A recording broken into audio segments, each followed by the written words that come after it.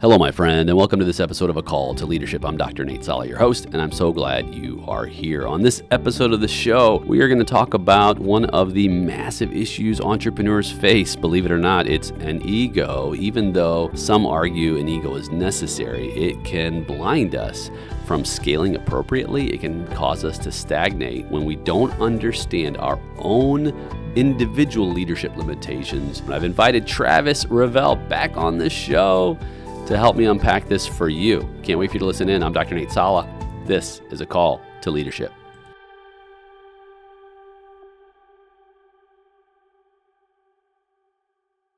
Travis.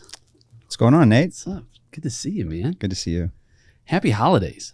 Happy holidays. You know, at the recording of this episode, we are embarking on a new year just in a few days. And it's time to do a little introspection. Entrepreneurs need to hear about where they need to go and what they need to do. You've worked with a lot of entrepreneurs. I have. One of the topics that comes up, in fact, I was just reading a book. I just given a book to my son for Christmas to read, light reading, 16 years old. John Maxwell's 21 Irrefutable Laws of Leadership. It's a good book. Great book, right? Yeah, it's a great book. And he introduces this concept in the first law called the law of the lid. And essentially it's an individual's ability to lead effectively is limited by their level of ability in their leadership. So John Maxwell's approach then says, hey, everyone has a lid. And we can face challenges in this lid if we're not aware of how to bring people into the fold who can help us, who have a different lid. Mm-hmm. Have you found that entrepreneurs in your years of working with companies and not only, it doesn't have to even be an entrepreneur, it could be C-suite levels, different levels, have been aware of their lid? Very few. Yeah. And I think, right, I think a lot of that goes to an individual's ego, which if you really think about high performing business people, right, whether you're an entrepreneur, you're a C-suite, it's kind of a double-edged sword.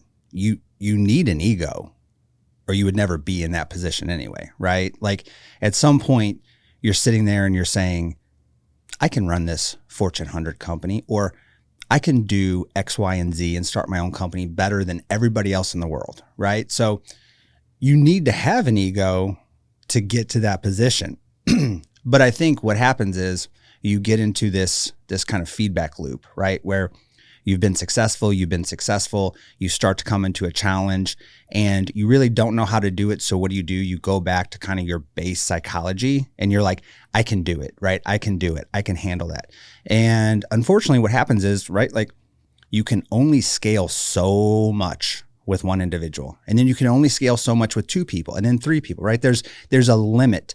And I think what happens is entrepreneurs, they may spend years or sometimes decades stagnant because they haven't recognized that it's not all these other issues that are stopping them from being successful. It's actually themselves that are stopping them from being successful. Brilliant. Yeah. And Maxwell used McDonald's brothers as an example in his book. And the McDonald's brothers were pretty successful in their hamburger stands that they had in California. And they were making some decent money. And that's the other thing, is that you get to a point of success as an entrepreneur where you're comfortable. Mm-hmm. Your bills are paid. You can buy some stuff. You can take the kind of vacations you want. You can eat where you want. But then what? Okay, that's as far as I can take this. And that's as far as the McDonald's brothers could take it. And then enter Ray Kroc. A lot of people saw the movie The Founder, which popularized the story and kind of painted Ray Kroc to be an antagonist. And of course, that's the movies. I'm sure there's some things that Ray Kroc did that are questionable. Nonetheless, it really doesn't matter much in the grand scheme of, well, what could the McDonald's brothers have done with this brand versus what Ray Kroc did? And he took it global. Aren't they the largest real estate holder in the world? Yeah. Yeah. Another brilliant strategy, right? Yeah. The McDonald's brothers could never have, using the words loosely, not come up with that strategy because it wasn't their ability. It wasn't their genius zone. Wasn't their genius. Right. And so someone listening needs to be hearing about this because we're going into a new year and they want to scale, but they need a Ray Kroc. Mm-hmm. And there's lots of, hey, look, every one of us has a lid. I have a lid. Mm-hmm. You have a lid. Yeah. And lots of reasons to do that. But there's lots of reasons why people don't pick up a Ray Kroc. One of them, there's a number of reasons on here. One, I'm just going to read these. One is a lack of leadership skills in order to bring that Ray Kroc on. Ineffective communication. 3, I want to talk about this one though. Resistance to change. How resistant to change are some leaders?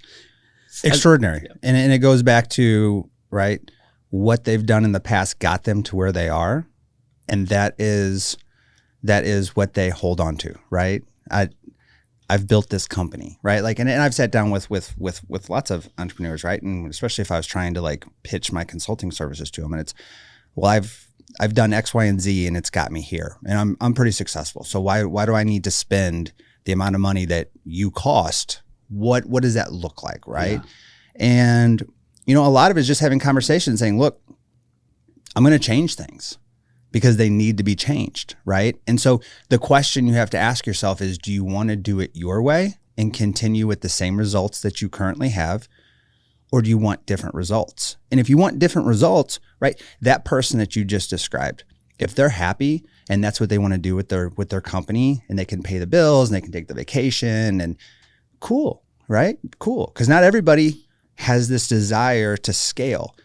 However, right, if you go back to when that person started that company, their vision and their dreams for their company were probably larger than what they were at today, right? But it's a challenge because you're telling somebody who's basically raised this baby that is this business, right? That you did a great job. However, if you want your kid to go to Harvard, we have to do something different, right? And maybe not Harvard nowadays, maybe. Right. Maybe not today. Right, maybe not Harvard nowadays, but maybe a different school, right? But so like, I think it's imperative. The first thing that has to happen is leaders and entrepreneurs need to have gut checks, right? Yeah. You need to have that hard look in the mirror and be able to look at yourself and say, this is what I'm good at. This is what I'm not good at, right? And once you make that determination, then it's simply fire yourself from the things that you're not good at, because that's dragging you down, right? It's probably causing you additional stress. You're not great at it, so it's probably not getting done effectively.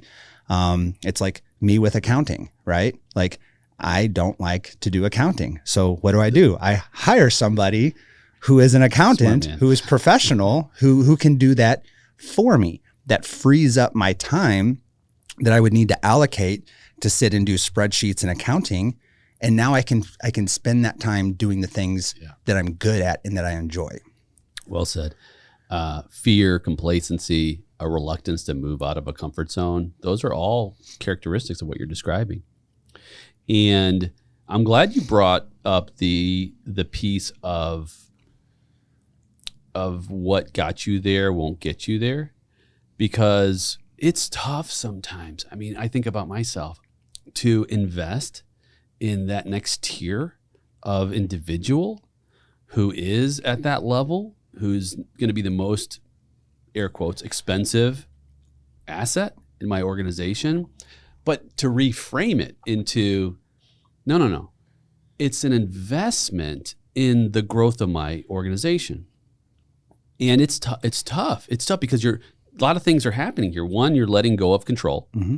2, you're also letting go of capital. Mm-hmm. 3, you're letting go of the possibility that you may end up in a worse position than you are today. But at the same time, you're preparing for a better future. Mm-hmm. And you haven't seen this, but this was the very next item on this list here of why people have trouble with this whole idea of the lid and letting go, is limited delegation and trust. because we know that scaling a business, it requires empowering people and trusting others with these responsibilities. But a lot of entrepreneurs, they struggle. Mm-hmm. They struggle in this area. Delegate. They sometimes they still think they can do things better, and it's not until you step into that position and they see, wow, hold on a second, I'm actually pretty woefully inadequate. Mm-hmm. It's a minimum of 90 days, right? Like it's a minimum of 90 days for, and depending on the position, it could be 6 months, right? I mean, it could be 6 months before, they have that epiphany. But you're exactly right? I mean, entrepreneurs by default think they can do things better, And I also think that there's the fear aspect of that is they've probably screwed some stuff up and they're embarrassed, right? And so they don't want people to know that maybe they're not quite as smart as they have portrayed themselves to be. But everything you're saying comes back down to ego, right? Like how we view ourselves and how we want the world to view us. And I think, like as an entrepreneur, there definitely needs to be some ego, but I will go back to my default, right? The most important thing when you become an entrepreneur is not yourself. It's the company that you have just created, right? And so the decisions that you make need to better the organization. And if that comes at a slight inconvenience for you, you've signed up to do this, right? Like you've signed up to grow this company and to build something.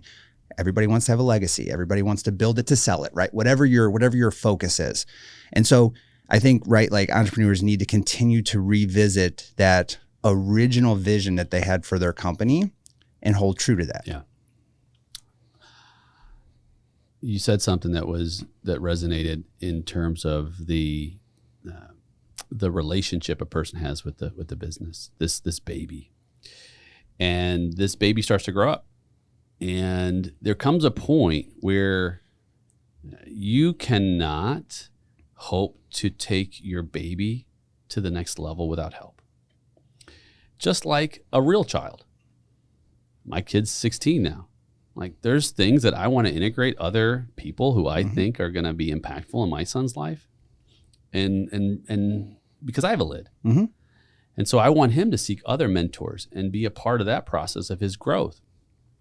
And I want to be able to invest in that. Another thing that you'd mentioned about the income and the safety and the security, I believe approaching this idea of investing in others for the scale model, you were able to live on X dollars before you made more money.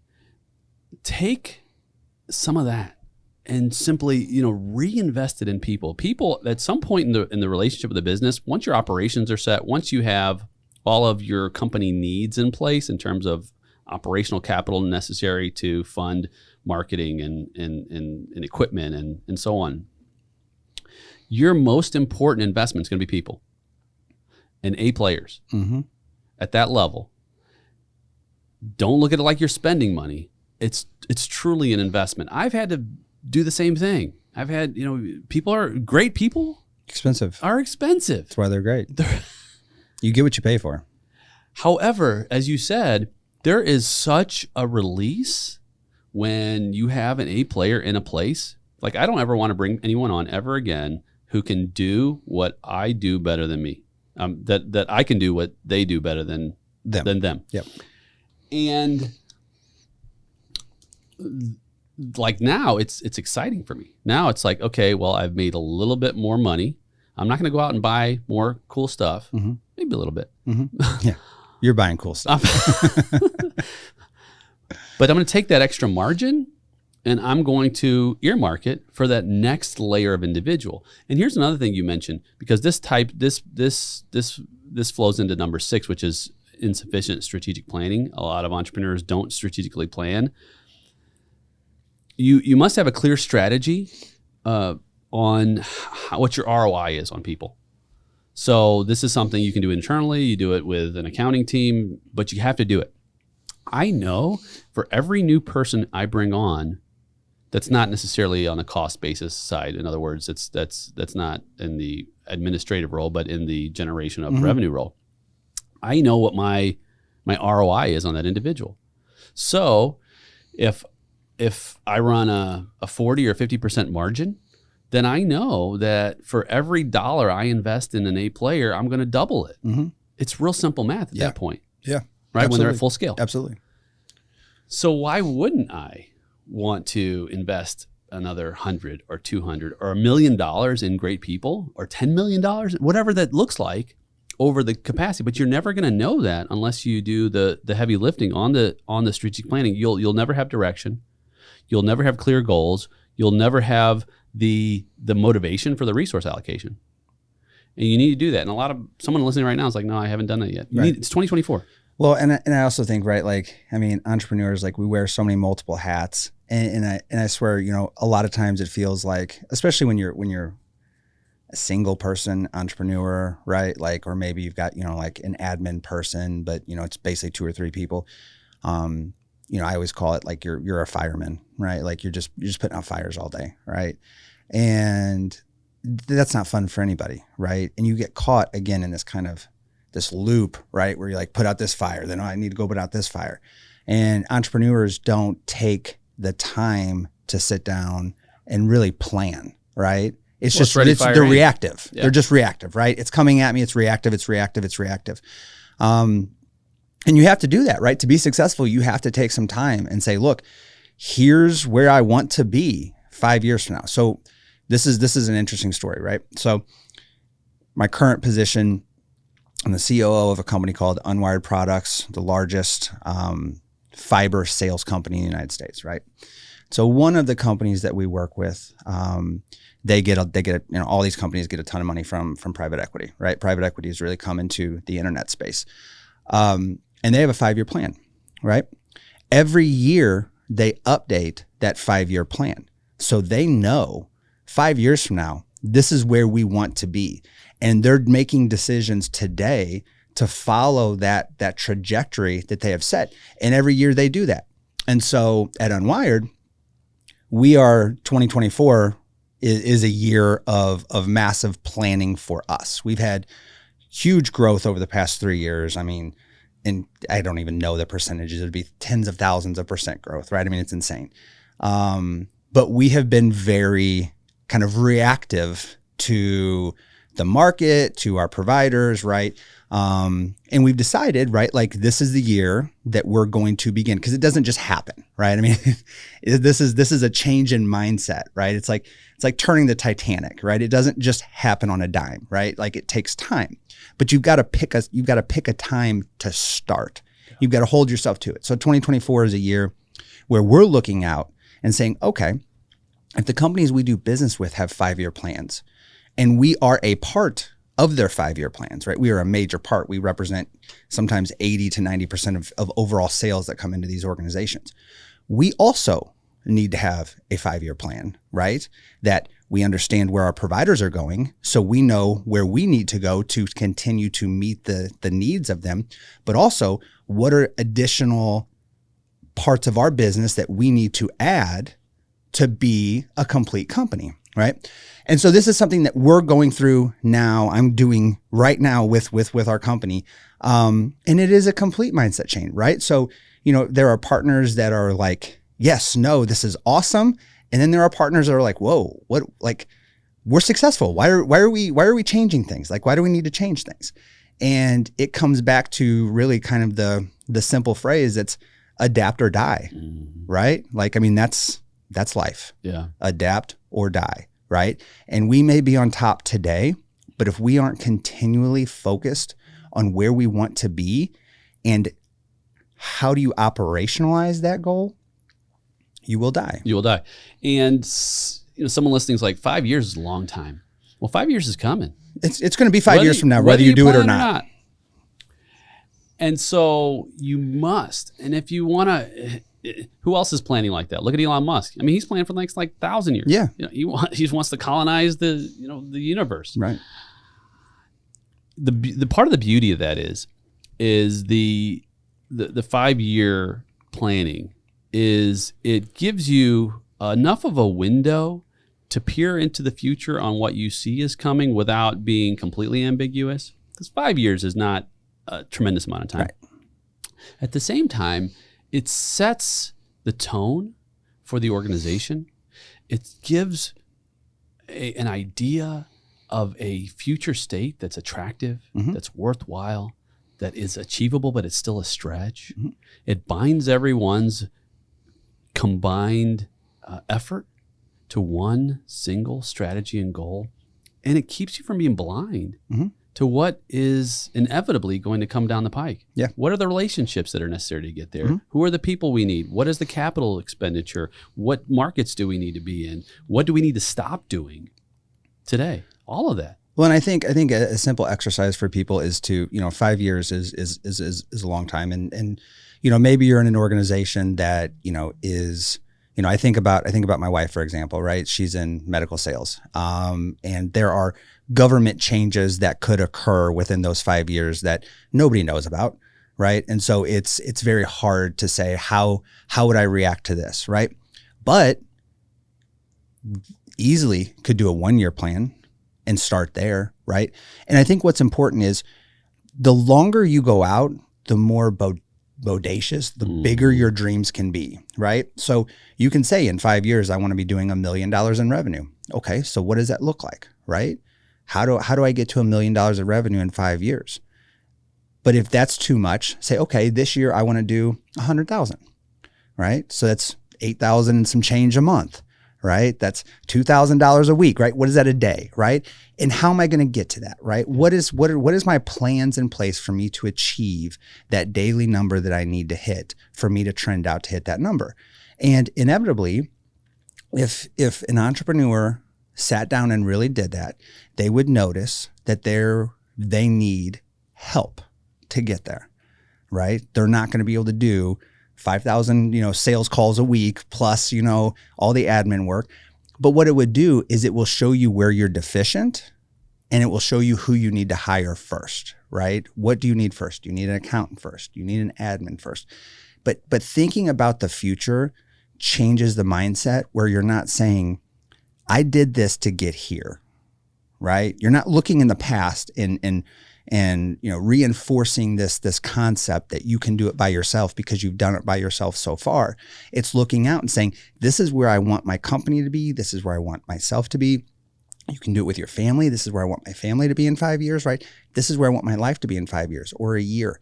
But it will show you that you're going to need supplemental assistance to get there. But it's also going to let you know where you're most efficient first. Who's my first hire, right? Because that's always the big one, right? Like, who's my first hire? And then it's like, okay, now who's my second hire, right? My third hire. But once you start getting into that planning stage, you'll understand where you're deficient and where you need to hire people to help you get there. Absolutely.